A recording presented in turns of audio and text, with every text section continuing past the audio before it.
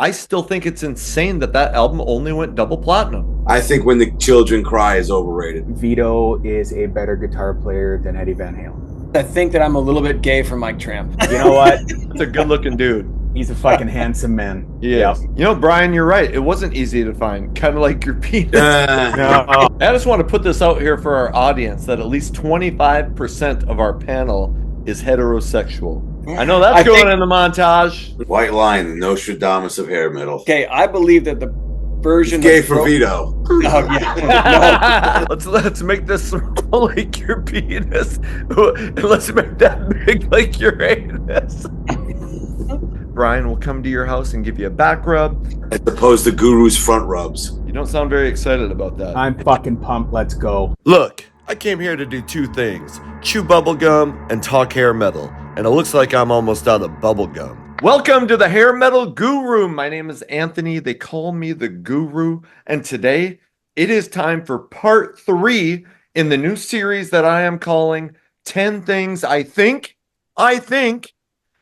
But we're going to do it roundtable style this time. Today, we're talking about White Lion. And with that, let's meet our contestants right to...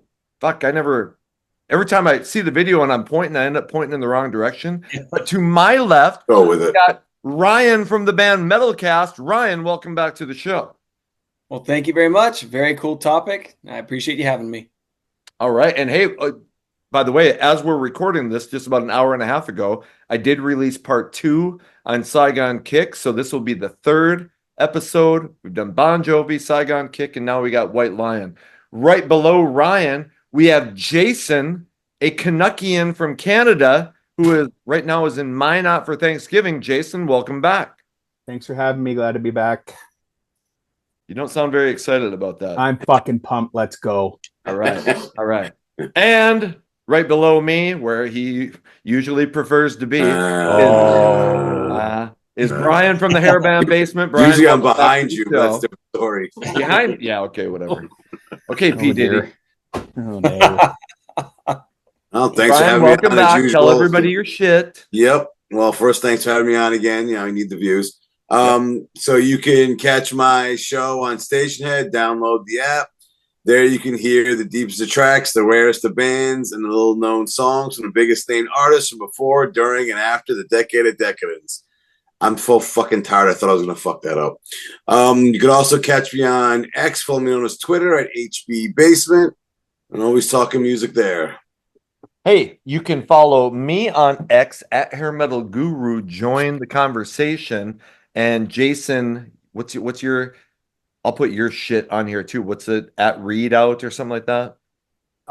It's at Read World, all at one. Read World. Read all about it is the tagline. Okay. None of you fuckers have ever asked me why I picked that, so I'm still not going to tell you. That's okay. I don't care. Move on. Okay, I know you don't. Fuck you. So, hey, before we take it. Before we get into it, if you're into this kind of, we're always talking hair metal, the greatest musical genre of all time, hair metal, hard rock, heavy metal. So like, subscribe, what the hell, ring the bell if you want notifications, become a member, get extra special benefits. Brian will come to your house and give you a back rub. And before we get into it, I'm only going to show one thing, and it's very rare. As opposed to Guru's front rubs. That's everybody loves a Guru front rub. And I can tell that's going in the opening montage. This is from the band Freak of Nature that Mike Tramp joined after White Lion. They put out a few albums, definitely trying to fit in more with things that were happening in 92, 93. I was listening to it today. Pretty decent. I got this out of a Kerrang magazine. So anyway, I have other White Lion shit, but it's out in my basement. So with that, we're going to get into it. 10 things we think about the band White Lion. Let's get started. And Brian, do you want to go at the end because you got some special? Go whatever the fuck. No, don't let him go at the end. He's gonna okay. All right. Well, let's go back to the original plan. We're going to start with you. We're going to go Brian, Jason, Ryan, myself. We'll change every time. Brian, what is your number 10 thing? I do have some comments. I don't know if anyone's going to say the same thing for their number, any of theirs. And my number 10 came up when we talked about songs we hate, though I don't hate the song. I'm not really a big fan of it. I think When the Children Cry is overrated. I was never a huge fan of the song. I mean, it's just the solo I like, but other than that, like I said on the show we did, I skipped that one on the album. That's the one song I'm like, I can't do it. I just can't do it.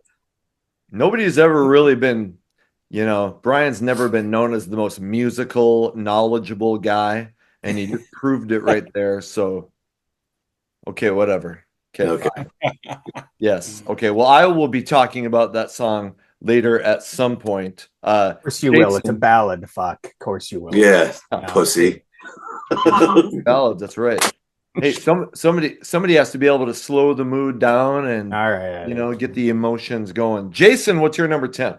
I think that the record company, and we'll talk about that. I'm sure it'll come up because it seemed like the record company fucked these guys all the way along. But I think Atlantic should have either re-recorded or remixed Fight to Survive and re-released it after Pride. After Pride. Okay. Yeah. That's an interesting concept. Yeah, I'm going to get into something about Fight to Survive, but I get that. That's kind of a good idea. Like once Pride made it big, why wouldn't I'm sure people would go back and buy anything, an album that was before it that no one really knew about. Like a lot of people didn't know the album even existed. Thanks, man. And remixed with a little more teeth or whatever. Fuck, yeah, I get it. The guitar playing is unreal. Yep, I agree. Just do a little vocal mixing, and I think they would have just kept banging it. In a way, it's kind of similar, kind of not to what Guns N' Roses did with the Lies album. Yep. Hey, let's grab the material that we had before, throw it out there because we're doing so well, people are going to buy it, and that Fight to Survive, in my opinion, is better than fucking Lies. So. Was Fight to Survive released by Atlantic originally? No, it wasn't. Grand Slam. Yeah, it was Grand Slam. So that might have been part of the problem. No, the band didn't own it at that point. Okay. Yeah. Yep. Okay, Ryan, what's your number 10? My number 10 is I think that I'm a little bit gay for Mike Tramp. I knew it. Okay, wow. I can see it. On a very special episode of Hair Metal Guru. Yeah. I know that's going in the montage. I think a lot of people might agree. Just saying. They just don't have the balls to say it. You know what? That's a good-looking dude. He's a fucking handsome man. Yeah. Yep. I mean, shit. The last time we were all together, we were all talking about, the cover of the first Poison album, and even Jason said with 4 chicks that we want to bang on the cover. So, Mike Tramp he's a little tramp, and okay, I got you. All right, my number 10. I think I was shocked when I found out sometime around 1988 when Pride was blowing up that it was actually their second album. Me and my friends just assumed that Pride was the debut. We'd never heard of it before, and all of a sudden, the follow-up to 1985's Fight to Survive. So that still seems kind of strange to me that we just never heard of that thing. So I'm surprised. I didn't know about it until after Pride blew up. They had a show they did at the Ritz on MTV. Yep. And Tramp said, "Here's one from our first album, Broken Heart." And I'm like, "What?" Yeah, same with me. I'm gonna find this thing and finding it in Canada, and I was like, "Yeah, what the fuck's this all about? I must have it." Right. Yeah. Right. It wasn't easy to find either. Well, not without internet. It was a bitch, right? Oh yeah. I mean, I constantly going to music stores looking for this thing. They would never have it. Brian, you're right. It wasn't easy to find. Kind of like your penis. No. Yeah, when it's hidden in your mouth, sure. Oh, you guys. Before we started recording, I was dying thinking I might even try to put it at the end. So if you want some bloopers, look at the end of the video. Okay, that finished our number 10. God. I finished our number 10. Let's go on to our number 9, and we'll start with Jason. My number 9 is straightforward, and it's going to cause some backlash, I'm sure, but Vito is a better guitar player than Eddie Van Halen. No, he's not. Next. That's just me. I believe it. Okay. I don't know. I was waiting for that one. Strongly disagree with that. Now the blood's pumping. Well, that's okay. There's Vito no doesn't have the way. body of work. Vito didn't have the body of work that Eddie does, but I think that's just me. I just think he's a better harmonic, melodic guitar player than Eddie Van Halen. I'm going to die on that hill, I'm afraid. Okay, you're gonna die alone. All right. That's fine. That's like someone saying "Fly in the Wall's" better than "Back in Black." What an idiot! Wow. Yeah, I wonder who would have said that. Brian. That's right. That's right. I forgot about that. Not all drugs are good drugs, Guru. That's right. That's right. Okay. Ryan, what's your number 9? Okay, I believe that the version It's gay of for Vito. Oh, yeah. No, not that. No, he's not my type. But I believe that the version of "Broken Heart" off of "Main Attraction" kills the one off of "Fight to Survive." Yeah, And I know we kind of talked about the mix and whatnot, but they did a great job on that remaster, and I love that version. I agree with that. Totally. Agreed. Okay. All right. My number 9. Speaking of Pride, I still think it's insane that album only went double platinum. I mean, it had 2 massive hits. I think "Wait" went to number 8. When the Children Cry went to number 3. Tell Me was a minor hit. And I think "Lonely Nights" and "All Join Our Hands" could have been singles as well. Like, it just feels like that album was much more massive than double platinum. And that's my number 9. Yeah, you're right. Yeah. Yep. Agreed. Well, even White Snake "Slip of the Tongue," you think the same thing, and I think that may have gone double after Nope. 87. Was The it last just I platinum? looked, it was only platinum. See, that's the same thing. You're like, oh, it had to have sold at least 3-4 million, but it didn't. Yep. So yeah, I feel you there. Okay. Brian, number 9. Kind of related to what you just said. I think that White Line should have been bigger because they, like you said, Pride went double platinum for a while. Fight to Survive wasn't even known, and then Big Game only sold 500,000, and then they pretty much dropped off. I think they could have been a headlining act, and they just never got there. Yep. Completely agree. Completely agree. Okay. That finishes up our number 9s. We're moving on to our right. Everybody done with their number 9? Okay, yep. We're moving on to number 8. Ryan's going to start this round. What do you got? Okay, I think the song "Love Don't Come Easy" is one of the best mid-tempos, just a total gem of the total genre. I think it's right there with, the song "Hysteria," some of the stuff off "Hardline." It's just the perfect mid-tempo. Love that song. I'm going to be talking about that song later. Fuck, I love that song. But what you're saying right now, 100%. Yeah, I agree. You can't call it a ballad. It's truly, I believe, like a mid-tempo. Not a ballad. Absolutely. Okay, my number 8 is for you, Brian. I think "When the Children Cry" is one of the best and most original ballads to come out of the hair metal genre. So this thing came out in 87, before House of Pain, before 18 in Life. Ballads at that time were generally and before Don't Close Your Eyes by Kix. Ballads at that time were, "Oh baby, I miss you. Oh baby, you're the best. We're going to make it, blah, blah, blah." I think "When the Children Cry" took a deep and dark topic, put it with music that was phenomenal. Brian mentioned it, that the solo in it is amazing. And they created something that I've loved ever since I first heard it. To me, it's one of the best ballads of the hair metal genre. I don't think it make my top 20. Oh, jeez. Not even close. Why do I invite you on here? Hey, keep bringing me back, asshole. That's true. Okay. That was my number 8. Are we done with our number 8s? No, I didn't do my 8 yet. Brian, what do you got for your number 8? I think "Wait" is one of the best songs of the genre. It's a great tune.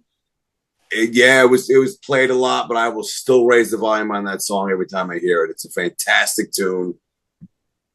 Top 10 songs of the genre, I definitely put it up there. You turn it up every time. You're correct. Mm-hmm. Yep. And I'm not a guitar player, and I don't know shit about like I always like simple stuff. But even listening to that, the average dumbass, such as myself, could tell that Vito Bratta was doing shit that other people were not doing.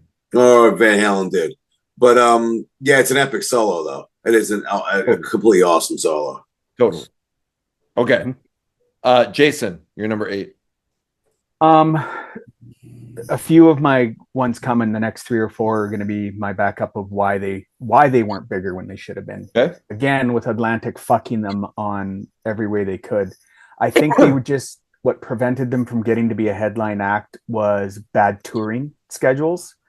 If you look back when they're, with Pride, once they hit, they're out with Aerosmith, AC/DC, Kiss, and Ozzy.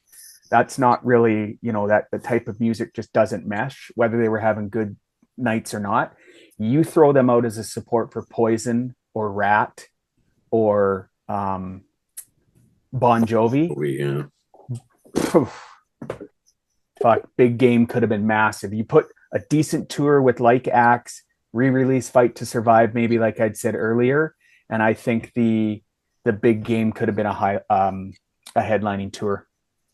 And then I'm going to get the big gain on the next round. I always wondered, obviously most bands would give their left arm. I've said that joke before, except for Rick Allen, to tour with AC/DC. But that it doesn't, White Lion doesn't seem like an AC/DC support band, Right. Yep. I saw them open for Aerosmith. And fuck, I thought, because the first time I'd ever seen them, the single was out, and I was like, man, they're good, because they were a great live band. But in looking around, sure, it was the Pump tour, or no, the Permanent Vacation tour, but it just wasn't the crowd for that band. Right. So I got to see it firsthand. So that's why I wanted to mention that. Okay. Were they big at that point? Tell Me was out. Tell Me just dropped. Okay, so they had some traction. All right. Yeah. Okay. So I was gonna say if they because it was a year before Wait made it big, and I sat there, no one gave a shit. Yeah, if it was during that time, I can see people easily being like, it's an opening act, I don't care. Fuck, is I'm pretty? I'm gonna hang out in the parking lot and tailgate if I go see Aerosmith. Yeah, yeah. Yeah, no, they were getting pretty big then. Yeah, it took a long time for Wait to hit. Yeah. Okay. That finishes our number 8s, and I am starting the number 7s. So I know that Wait and When the Children Cry were the big hits on Pride, but damn it, I think Tell Me might be the best song on the album. So utterly catchy, upbeat, and I love the gang woo-woos, however you say that. Fantastic song. It was a single. Whoa. Anyway, don't let me sing. It was a single. It was a minor hit, but I think that song should have been massive. So Tell Me, amazing song. It is a good song. Yep. I totally agree. Every song on that album's good except that's average, but fuck. Whatever. Okay. Bryan, what's your number 7? My number 7, I think their version of Radar Love is a million times better than the original. I will raise the volume on that as well. Vito's playing his killer on it, and what's his name? D'Angelo on drums. The drum fills are way better than the original. Such a great version of that song. It's better than the original. It's great. Okay. Up next, Jason. Okay, now we're my headlining argument. The reason that Big Game didn't do better, and you're gonna love this, Guru, is because they didn't have a proper ballad on the album that was MTV friendly. Right? Sure, Broken Home and Cry for Freedom, both unbelievably good songs, but in '89, we're still loving our girls and fucking girls and getting broken hearts and stuff. And that's where they just didn't have that. And I think that if they would have had that ballad as the second signal, which is the recipe, the rocker, then the ballad, I think Big Game just could have went boom, and they're on their own headlining tour. And they had them. Go ahead. Sorry. They had them on Main Attraction. They didn't have them on Big Game. That's right. I always felt Cry for Freedom was like their attempt at When the Children Cry too. Yes. Agreed. Yep. Like it just seemed like it was, the album was rushed, and then they let's try the same thing again, and it just didn't work out as well for them. And maybe Big Game could have been better if they would have taken my advice and re-release. And maybe that gives them some time to Yeah. fucking write, which they Yep. didn't have. Exactly. Okay, Ryan, what's your number 7? Okay, dovetailing under the Big Game thing. I think although Big Game is considered a disappointment commercially, I feel like Vito's guitar work is still so top notch, and no wonder he's considered a virtuoso. I mean, he's no Eddie Van Halen, and no one will ever be, but he's still a virtuoso. A recurring theme throughout the whole show. I mean, I Can't change can my see mind. where Jason's coming from. I don't know how to determine who's more talented because I don't play. But I mean, when I listen, Oh, it's Eddie Van Halen. I helped you out. All right, you got it now. True. Well, I am not a well caught up, musician Guru. either. thanks for the help. Thanks for the help. Okay. All right. So that's the end of the number 7s. I started that one.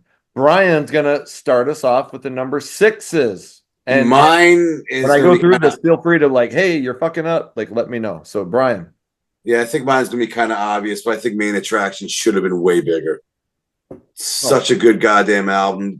91, late for the party. If they, I think you said this, Guru, if they released that in 89, I think they would have been way bigger than they ended up being. I'm gonna get to something like that, but you're 100%. 100%. Guru, when you get Mike Tramp in an interview, you can ask him if any of those Main Attraction songs were Big Game songs. I actually talked to his publicist, who said he's not currently doing interviews, but he will be, and then we'll. So that was a while back, but yes, I would fucking love, because I want to hear the story about Big Game, and then Main Attraction and what he thinks about that, because that would be awesome. Okay, shit. Now, Jason, what's your number 6? I think the deeper tracks on all 3 albums are better than the singles. Ooh. Now, and they're a heavier band. Like, so you listen to the singles, it's just what you do. But I'm saying, like, Off Pride, Hungry, Don't Give Up, Lady of the Valley. Then you got Big Game, Living on the Edge, Let's Go Crazy. My favorite on Big Game is If My Mind Is Evil. That's a good Love tune. that That's a good man. tune. And my favorite on Main Attraction is War Song. Like, they're a heavy band when they want to be, right? Yeah, absolutely. I don't know that I agree that the deep tracks are better than the singles, but well, the singles sell the records, right? I'm just saying better songs. Sure. I think it depends on the single and the deep track. No, I mean, like, I think Hungry is way better than When the Children Cry. It's a way better song. I'll just stick that out there. You think fucking Guru singing is better than The Children Cry? And maybe it is. Wait. Anyway. Okay. That was Jason. Are we on Ryan for his number 6? All right. This is pretty much what you said, Guru, but I think Tell Me is my sleeper favorite track on Pride. So couldn't agree with you more. Love that one. Whoa! Jeez, I sound like him. That's pretty good. Just exactly. I can't even tell the difference. Karaoke. Just like them. All right. Okay. My number 6. I think I was baffled when I saw White Lion in 2006 at a small club, and it was basically Mike Tramp and some other dudes. And so I was like, go to shows and I bring like my CD covers, pop them out of the case in case I meet the band and get them autographed. So he's on stage, and I have like 3 Mike Tramp solo CDs. So I have my White Lion covers and 3 Mike Tramp, and I'm like, oh, he's gonna fucking love this. So I hand him up, and somebody hands him a pen, and he signs them in between a song. But he didn't sign the White Lion ones. He only signed Mike Tramp solo CDs. So maybe he was in a rush. Maybe he was pissed off because he had tried to get Vito and the band back together and it didn't work. So maybe he was, I wasn't upset because he didn't have to sign anything, but it was just kind of baffling that I get these back and I'm like, fuck, he signed the solo CDs, didn't sign the White Lion ones. So maybe you have a chance to ask him sometime. Yeah, I'd be like, hey, fucker, you owe me. I remember you. Signatures. on Oh, you're 30 the asshole with the CDs. pen and the CDs of the show. Bitch. Yeah. Okay. That was my number 6. And Wait, he signed it in the middle of the show? in the middle of the show. I'm And surprised he it did was that a much. there was a lot of people, but this is probably a show of 200 people. We're talking that small. So I was right up front and I was like, so yeah, stopped and signed him, which was cool. Okay. That finishes number 6, I'm pretty sure. Jason's going to start off our number 5. What do you got? I think I would have liked to see Bruno Ravel stay in the band. That's from the Bruno creative standpoint where they could have gone, because Bruno can write and play. He is danger. Sorry for, we all saw Ted's post today, but Bruno's danger. Just think what the creativeness could have done if the 3 of them were together. Sky's the limit in my mind. I'm thinking button heads. Well, probably that's why he got booted, but I'm just saying, if in an alternate universe, Brian. Yeah. Well, did you get, so I know what Jason's talking about. I don't know what he's talking about. I don't know what the post Brian. Well, in the last day, Ted Poley has put out social media posts like about how horrible his parents were. They didn't leave him, his dad had a bunch of money, didn't leave him any. He's autistic. I mean, just a lot of personal shit that most of the time you would say, hey, you should leave that, don't share that shit on social media. So yeah, it's actually been kind of sad. Like he seems he's in a dark place today. That's for sure. Dark place. Yeah. Wow. And I think, I mean, shit, the dude's 63 and struggling financially. And I know this is getting off topic, but he was, his band member was almost in White Lion. But yeah, so it's been kind of sad to see, but anyway, yeah. So go check online. Stevie Rochelle shared an article on Metal Sludge, just showing some of the things that Ted Poley from Danger has been sharing. And shit, I'll invite him over for Thanksgiving. Right? Yeah. Have him sign CDs before dessert. Got some candied yams and cranberry sauce. All right. Okay. Shit. Now who just went? I did. I was Bruno okay, and White Lion. You started off the number 5. Ryan, what's your number 5? All right, well, we don't plan this, but my next one is the band may have fucked up not allowing Bruno Ravel more artistic input, seeing that he was the monster behind the Danger hits. My man. But they did get James Lomenzo in the band, yes, who I'm also a little bit gay for. So I was wondering. Wow, James is my choice. I'd be gay for James. Just so it's far, okay. half the band in Ryan's Human Centipede is going to be joining. We're going to have the White Lion train going on. Yeah, exactly. All aboard. It just goes to show you, I'm not always into blondes. Okay. That's right. Hey, while you're hanging out with the guys in White Lion, let your wife know that I'm. No, I'm just kidding. Not cool. Sorry. Just maybe there'd be a retro hall pass for White Lion guys. Hey, there you go. Oh my God. That's a kick-ass movie. If you've never seen the movie Hall Pass, that is fucking hilarious. You got to work on it because love don't come easy. Oh, wow. Good call. Okay. So Guru My does. number 5, and we've hit on this. I think that if 1991's Main Attraction and 1989's Big Game switched spots, the career arc of White Lion would have changed dramatically. Big Game was okay. I love Little Fighter, but it was a disappointment after Pride. Main Attraction was fucking amazing, but it suffered because 1, it came out in 1991. 2, it was hurt by the failure of Big Game. And we said it before, if Main Attraction comes out in 1989, I think it's multi-platinum. And it has the sappy ballad, You're All I Need. And it has bingo. Couple sappy ballads, and don't worry, I'll be getting into those later. Oh, I have no doubt you will. Mm-hmm. Yeah. Okay. All right, Brian, what's your number 5? Mine kind of goes the other two said about the rhythm section. I think White Lion had a solid rhythm section. I'm going to give credit for what they did. One of the best. Yeah, James Lomenzo's great on bass, though Bruno's very good too. And Greg D'Angelo's getting a lot of credit for what he does on drums. And it's got that classic Eddie Van Halen setup where you got your, I know, Ryan, your good-looking vocalist, your smoking guitarist, and you got to have that rhythm section as a bass to kind of have those two be able to do what they got to do. And yeah, those guys don't get enough credit for what they did for that band. Dude, you know what, Brian? That's killer you say that, because today I was watching the Live at the Ritz from '88 video on YouTube, and just if no one quite understands what he's talking about, which I'm sure they do, watch the intro to Lonely Nights, because it starts off with that like kind of slower acoustic picking, and they all come in at the same time, and it's like, fuck, I bet the audience was just like, whoa, dude, this is killer. And they're incredibly, the band's incredibly tight in that show. Yeah, they're on it for every tune. It's unbelievable.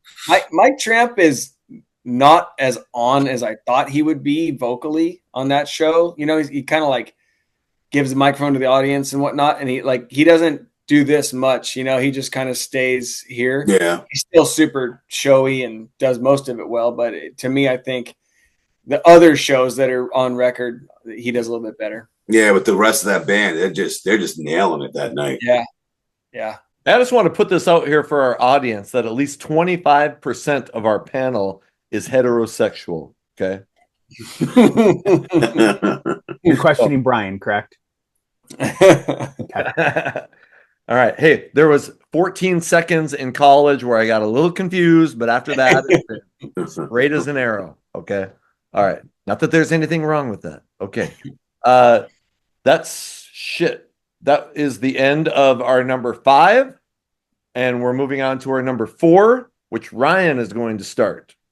Okay. We kind of touched on this, but I think ballads with the worldly substance behind it have a pretty good track record with being hits. You know, When the Children Cry is perfect example. Winds of Change, Under the Same Sun, Scorpions, Cry for Freedom. I think that they have a pretty good, they can grab people a little bit more than you were saying, like the sappy stuff. And I just kind of wanted to point that out, the difference between the When the Children Cry and, you know, something sappy. Right. Okay. Yeah. No. And yeah, it was different. And When the Children Cry was a huge hit. So, I mean, I can see, you know, they were definitely going to try to replicate Pride when it came to big game. Yeah. Because, you know, that's like worldly stuff, a little bit political stuff. And then you got like House of Pain and Don't Close Your Eyes, like totally like family oriented, that kind of thing, versus like a political world of the other one. So right, you can kind of tailor it to that. Sure. Okay. My number 4, I think it's difficult for me to imagine buying these re-recorded Mike Tramp Songs of White Lion albums that he keeps putting out. They might be awesome, but to me, it just screams cash grab. And I get he's got to be in his 60s. I'm not, people need to make money, so I get that. But I mean, shit, he's put out 2 Mike Tramp Songs of White Lion albums. In 2008, he put out a White Lion album called Return of the Pride. I mean, it's just everything was about, hey, just want to point out that I was in White Lion and this is White Lion and let's make sure you know it's White Lion. And so I just felt like he was really trying hard to prove that, and it didn't feel honest to me. For the record, I did buy the 2008 Return of the Pride, and I wasn't that impressed. So that is my number 4. Bryan, what's your number 4? I think Fight to Survive is a way underrated album. It is so damn good. Songs like Cherokee, There Is Wasn't a Broken Heart, Where Do We Run, All the Fallen Men, Kid with 1,000 Faces, and like you said before, the guitar playing by Vito on that is unreal. And yeah, that thing they should have been big off of that album in '85, let alone Pride 2 years later. But yeah, such an underrated album. Yep. Hear you completely. They should have re-released it after Pride. I agree with that. I'm glad I came up with that. No, All right. Shit. Now, is it I think it's Jason. Who just fucking went? I just went on my number 4. All right, so my Okay. number 4. And Jason, number- you're number 4. All right, I'm going to contradict what you just said, Anthony. I think the songs of White Lion are tremendous records, both of them. And the thing that I find different of the other one that he did whenever is that the musicianship, especially because you think White Lion, you think whatever ballads, but you think of Vito and the guitar playing. Whoever the guitar player is, and I don't give a shit who it is, the solos, I honored Vito. The solos are a little closer on that record. And I kind of thought to myself as I was re-listening to the catalog preparing this today, is like, what an opportunity. They could have used those 2 records or the recent record. They could have reunited off of that and done like a small club tour, unplugged, whatever, because Mike has said, my voice isn't the same. I can't hit those, so on and so forth. But I think guys like us, like fans, I would have been fine if they released those and Vito was in and Greg and whatever. I would have been okay with it. I like those records a lot. You're talking about the new The one. 2 new ones, Songs of White Lion. Yeah. Okay. And I haven't listened to them. And maybe I should. I just, again, it feels like we're just, hey, let's bring back Cash grab, sure. Yeah. But I mean, Vito owns everything. Mike sold everything to Vito so Mike could have money for Freaks, right? So fuck, I'm sure Vito's just cashing checks, man. You do whatever, Michael. Send me the money. Right. Okay. All right. Now where are we? Should have been the reunion tour. That's what I'm saying. Okay. Those 2 albums should have been the reunion. Sure. I get you. Okay, that finishes our number 4, right? Ryan started that one. So I'm gonna Did you go? Did I did. I think it's difficult for me to imagine buying these re-recorded Mike Trout ones. Yeah. Okay. So I'm gonna start the number 3s. I think I was very proud of my brother for taking my suggestion of having Till Death Do Us Part from Main Attraction as his wedding song. You know that Firehouse, Love of a Lifetime, is probably the hair metal song most associated with weddings, but I will add that Lillian Axe's The Day I Met You and White Lions Till Death Do Us Part are other hair metal songs that should have dominated weddings in the 90s.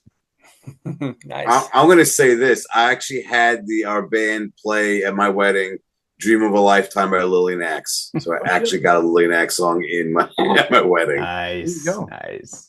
There you Dude, go. I had the DJ play Angel Eyes, I'll Never Let You Go. And he straight up questioned me. He's like, hey, come here.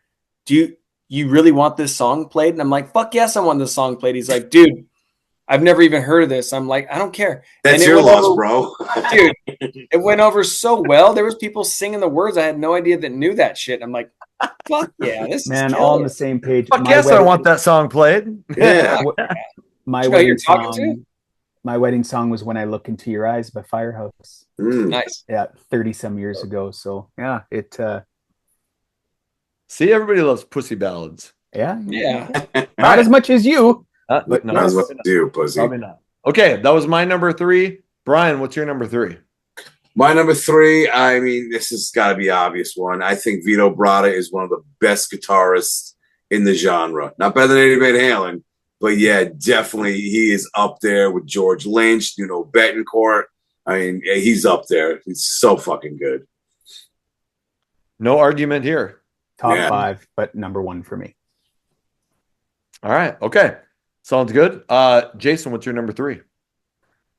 My number 3 is Return of the Pride is hot fucking garbage and should have never happened. You've got, staples of the genre. You've got John Bon Jovi and Richie Sambora. You've got, not even the genre, like Mick and Keith. You got whatever. It's fucking Mike and Vito. That's White Lion or don't bother. And nothing says that more than that horrible, horrible dumpster fire of a record. Tell us how you really feel. It's god awful. Don't. I think I tweeted to you guys or text whatever. Don't waste the time I just did. I tried it one more time. Nope. I bought the CD because in 2008, I didn't. Yeah. You're like, or at least I was like, I was excited. I bought it. I need some hair metal, and here's a new White Lion album. And so I remember thinking, you're right, it was hot garbage. I started listening to it today. And yeah, you start getting into the guitar riffs, and you're like, "Fuck, this thing needs Vito Bratta because this ain't." bad. That's why I didn't buy it. Yeah. I was like, this is just Mike Tramp's solo album. I don't understand why. You're right. It my was life on it. I don't care. It was bad. But So bad. whatever the record label is like, dude, if we put White Lion on it, we might sell some copies. Of course. You know. Oh, we got sucked in. And I'll throw this out there. Mike Tramp's solo shit is a lot more acoustic and mellow. Yeah. But some of it's really good. I have one of the CDs called Recovering the Wasted Years, and it's legit. It's solid acoustic rock. So okay. That was Jason doing his number 3. Ryan, we're on your number 3. Okay, I'm shocked that the song "You're All I Need" has 50+ million Spotify spins because I just don't hear it as a standout. I don't know. It's something about that song. I was kind of shocked that it's so popular, but feel like it's gotten more than other songs that White Lion has, and I just don't hear it. I hear it. That's a good ballad. But it's not 50 million. I agree. It's good, but not that.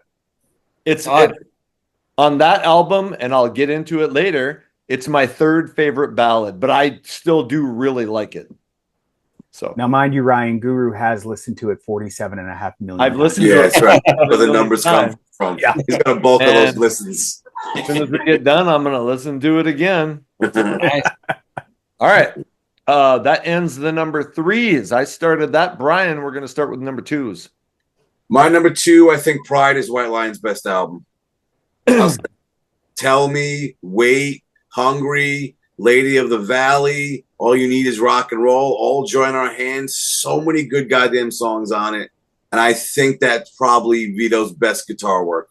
He went in there with a chip on his shoulder or something, and he played the shit out of that album. And I think it's their best work. He tried to recreate it every time since. He was like, I'm going to show Eddie Van Halen. Yeah, except when the children cry. Yeah. Okay. Hear what I said? What was that? He said, I'm going to show Eddie Van Halen what's up. Yeah, right. Okay. All right. Yeah, I won't disagree with that. Okay. Jason, what's your number 2? Number 2 is, I think that Farewell to You is a top 10 album closer of all time. I think in the context of the band, yeah. Yeah. Because I don't think they planned it at the time, but it was like, oh shit, we'll never hear from these guys again together as one. That song, it's another one that every time I'm, on a mix or a shuffle, it comes on, it just turn it up. Love it. Even the redos he does is great. You turn the fucking water faucets on. Yeah, I do. Yeah. I hear you. Okay. Ryan, you're number 2. Okay. I think that Radar Love was a poor choice in a cover song for them. And sometimes I'm super bummed when bands that are such good songwriters feel the need to come out with a cover. And I feel like there was some label pressure probably involved or something, because to me, I don't know, I've just never been crazy about the song as the original. I think White Lion did a better job of it, obviously, but I don't think they needed a cover. I think they were such strong songwriters. It's kind of insulting that maybe a record label thought they did. So I think they did need it. They were rushed to get in the studio to put an album together. So fuck it, let's kill the space with the cover. But isn't that on Main Attraction? No. Am I tripping? Big on Game. Big Game? Big Game. Yeah. It's on Big Game. And it was label pressure. That guy was just, it saw it in an interview last night. I think in that situation, Big Game, they were rushed. They're like, fuck, let's get a really good 70s rock song. We'll put our spin on it, crank it out real quick, it won't take long. And so that's probably If they only would have called me, I would have told them what to do instead of rushing the album. Yeah. You should have been an A&R rep. Fuck, I should have been a 16-year-old A&R rep in 88. Yeah, right. Just fuck. We've all thought it, haven't we? All like, man, I would have been fucking better than clowns. Yeah. Fuck. How many times have you listened to an album and been like, I know what the fucking singles are. What the fuck were you doing with record label? 100%. Jeez, But what the hell MCA. are they thinking? Like, I don't. A lot of times, I don't get it.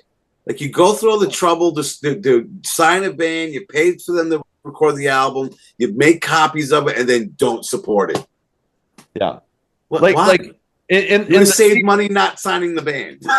So in the Steve Blaze interview, we're like, it was so obvious that nobody knows from the debut was the single. Like, my son could listen to that and go, well, that's going to be a hit, obviously. But you look at their first 4 albums, only 3 videos were made. Yeah.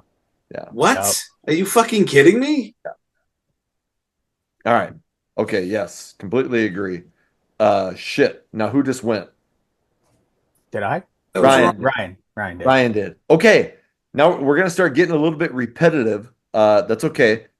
My number 2, speaking of main attraction, which was my last thing, I think they had one of the greatest first singles of all time off that album with Love Don't Come Easy.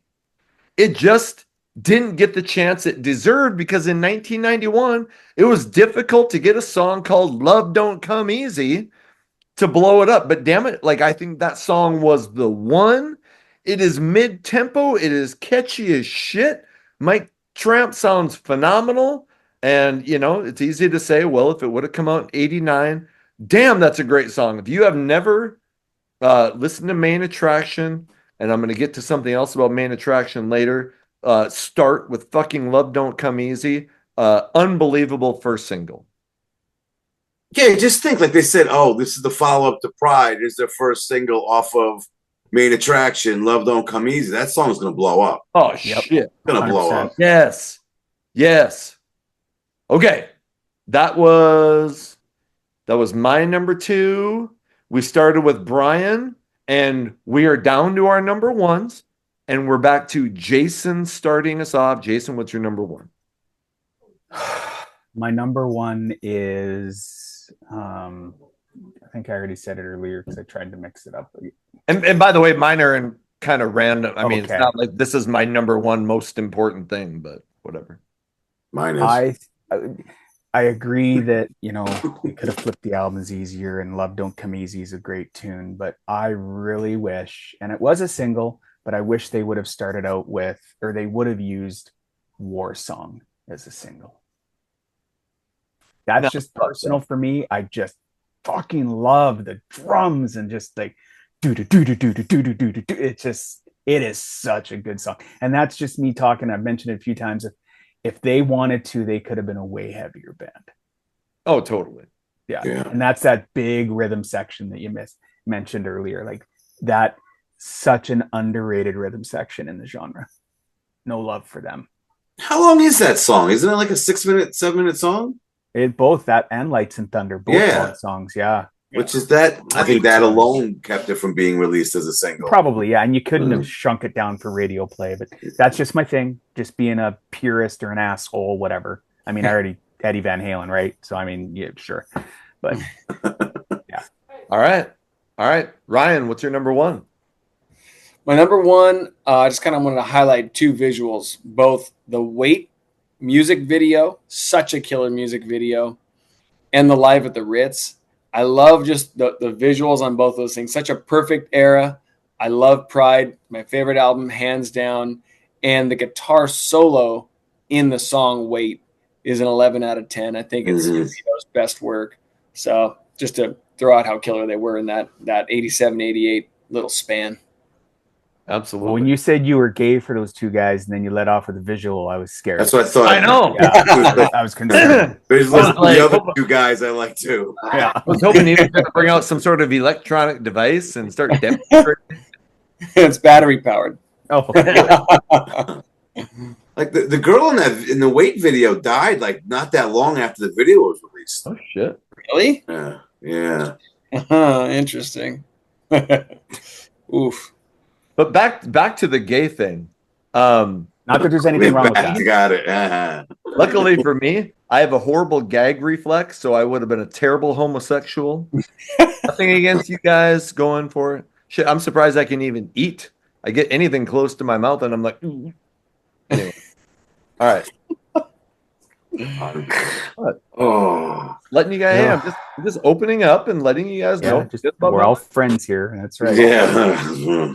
We're all friends here. Okay, my number one, and it's Jason. Jason and I fucking think alike on a lot of shit. Yeah, it's scary. He's probably gay for me. I think You're his Farewell to You is a ballad on the main attraction album, is one of the most appropriate album closers of all time. I actually get goosebumps thinking about it. When you think about that being the song that White Lion closed out their recording career with, and when they wrote it, it's not like, I don't think yep, this is it. I'm sure they just looked at it as hey, it's a good, like, hey, we're leaving town, we're leaving tour, whatever. But that's how they ended their career. So I wrote down some lyrics for it. This is the beginning. Well, it's time to say goodbye, my friend. I'm glad you stayed until the end. I hope that you've enjoyed the time we spent. Though I know that I'll be back again, I don't know just how soon, my friend. Until we meet again, just think of me. I'll think of you. Like, that's the end of their career. And then give me so it looks like they predict the grunge boom in the song Farewell to You, even though this album came out 6 months before Nevermind dropped in stores. Check out the last stanza. I get goosebumps thinking about this. And rock will come and rock will go. The scene will change and time will show. But still, I hope that you'll be there for me. I'll be there for you. Oh, like I have goosebumps right now. Like you think about not only the end of their career, but that is the song for the end of the genre, because we've said before, shit, in 1991, the crack, you were starting to see the cracks. In September, Nevermind drops, and before you know it, everybody's going, what the fuck happened? And I feel like that is the perfect song for the end of White Lion and the end of hair metal. White Lion, the Nostradamus of hair metal. No shit. Who knew? That's going in the montage. Actually, because when was it a couple weeks ago? Metal Mike had his last show. I contacted him and said, "Hey, look, you want me to play? I'm gonna pump up your last show on my show. You want a song, like a request?" And he requested that. That's what he wanted to go out on. Well, yeah, it works. In fact, after we get done with this, I'm going to go share that song on X. It's just an unbelievable song. And I just like, to me, the historical context of it just adds 10 times the meaning, Yeah. Because of what happened. I remember at the time, it kind of reminded me, it was a song by Whitesnake when they were more blues based off of Love Hunter called We Wish You Well. Kind of the same theme. Like, hey, we'll see you again. I'll see you again. Take care for now. I mean, Whitesnake had a bunch of albums after that. Wasn't the end of the band, but kind of the same idea. That reminds me of a song that's going to be on my upcoming solo album called Bryan, Why Don't You Lick My Balls and Go to Your Number One? The hell? What? Well, my follow-up song is Sorry, I don't like raisin-sized things, but okay. Hey, it was cold that day. Yeah, I'm sure it was 98 degrees. The number one, I think Vito Bratta should come back to music and do something. I knew whether it's reuniting with White Lion, doing some kind of solo thing or instrumental kind of thing, a new band, a super group, something. The music industry needs him back. Just do anything, Vito. Just come back to us.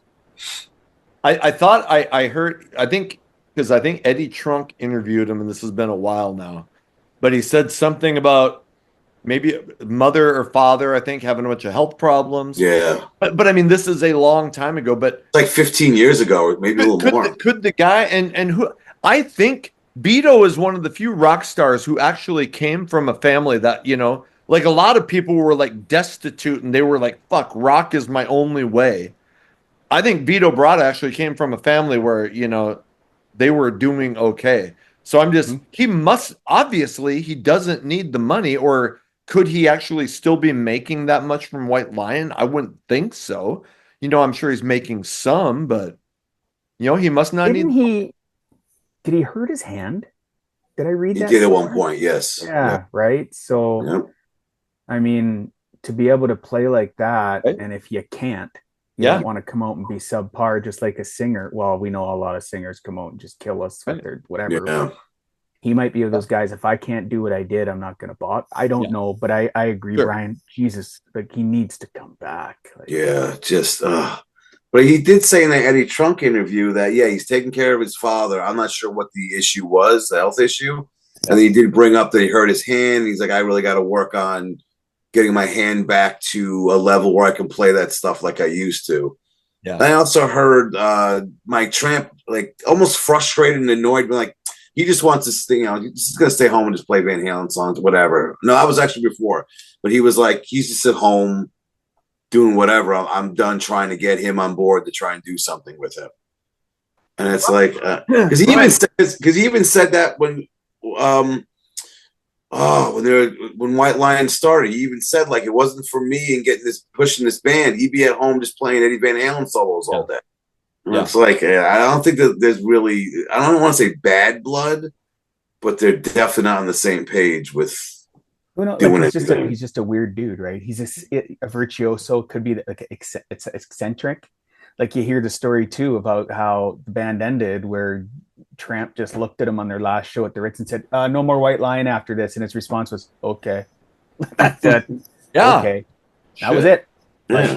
maybe he's just like, whatever, dude. Maybe he was fine with it. Like, I'm sick of it. They I probably got plenty of weren't that money. close. I'm all right. Yeah. They probably weren't that close. It was a business. Just a business. Yeah.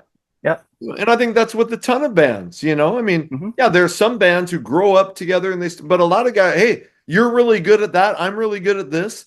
Our personalities have nothing in common, but we can combine these skills. But, they sit on the tour bus, one on one side, one on the other side. Yeah. I mean, I'm sure that's a common thing that happens. Yeah, but you're also with these people all the time. Yeah. So you're on stage and you're working, you're with them, you're on the bus going all over the place, you're with them, you're in the same hotel. You're probably just like, I'm done. A, I'm done with these people, and B, I'm done with that life. Like I don't really want to live like that, out of a suitcase going from city to city. Right. I've seen the world for 6 years. I got plenty of money in the bank. I'm good. Yeah. And just him, John Sykes, Jakey Lee, Vinnie Vincent just walked away. These killer guitarists, like, I'm done. What am I gonna do? Yeah. And speaking of the hurt hand, Bryan, didn't you hurt your hand? There we go. And you had some magical exercise that got her back rolling again. I guess I haven't worked out on it as much as you have, so I can't do it. Shut up. Everybody does it. Okay. It's normal. All right. That ends. Right. Shit. That doesn't end. Did that end? Ryan, did we get your number one? Yeah. Yeah. No. Did everyone do their number one? Bryan brought up the rear. Okay. Oh. All right. That ends our 10 things I think about White Lion. I hope that you guys will go in the comments and comment and tell, which one did you agree with more? I'm sure it was me. But hey, tell us your thoughts about White Lion, and stuff that you agreed with or disagreed with. With that, Bryan, thank you for being back on the show, man. Thanks for having me on once again. Let me go through my shit real quick. Check out my Station Head show on Friday nights. Download the app. Listen to, again, rare tracks from this genre, so you don't hear it here. I go again. And look me up on Twitter. X, formerly known as Twitter, at HB Basement. Always talking music there. Thank you. Jason, good to have you back on, man. Thanks, man. Thanks for the invite. Always nice to see you boys and talking about the greatest music there ever is, will be, always, forever. Thanks for having me. You bet. Ryan, who is at work protecting his city from fires. Ryan, thanks for being on, man. Thanks again. Always love it. Hey, today is actually the day before Thanksgiving, so I'm not sure when this will come out. But happy Thanksgiving to everybody. I am thankful for everyone that takes the time to watch even just a little bit of what it is that we do here, supporting the greatest musical genre of all time. Please like, subscribe, what the hell, ring the bell if you'd like to get notifications. Until the next episode comes out, my name is Anthony. They call me the Guru. Take care. Just a little bit smaller. Not talking about my penis. Small enough. Bryan, no comment after that. Okay. No, not at all. No. I always think when you said that to me before the Blaze interview, you were like, let me make this is too small like your penis. Let me make this big like your anus. But the funny thing was how you laughed at your own joke. Like, He's laughing like, again. Holy shit, I actually made funny. I forgot about that. Let me make this. You got him again. Yeah.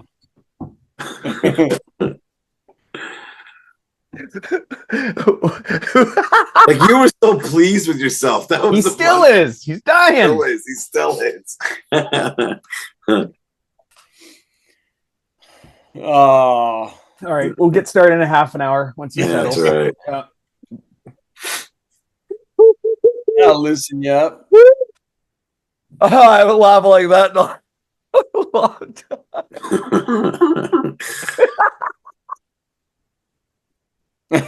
Oh, fuck. Bryan, what shirt you got on there? I'm not fucking with you, but Molly Crew, Too Fast for Love. Oh, okay. Actually, Guru gave it to me. yep. What I say?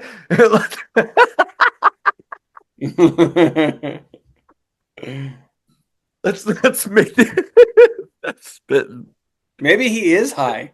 I think Yeah, exactly. Exactly. The hell I with think those he- cookies? Someone gave him an edible. Let's make this small like your penis. And let's make that big like your anus.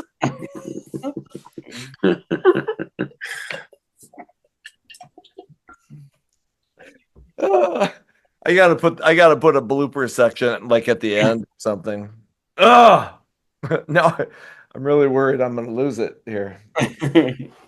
That's okay. You can edit it all out later.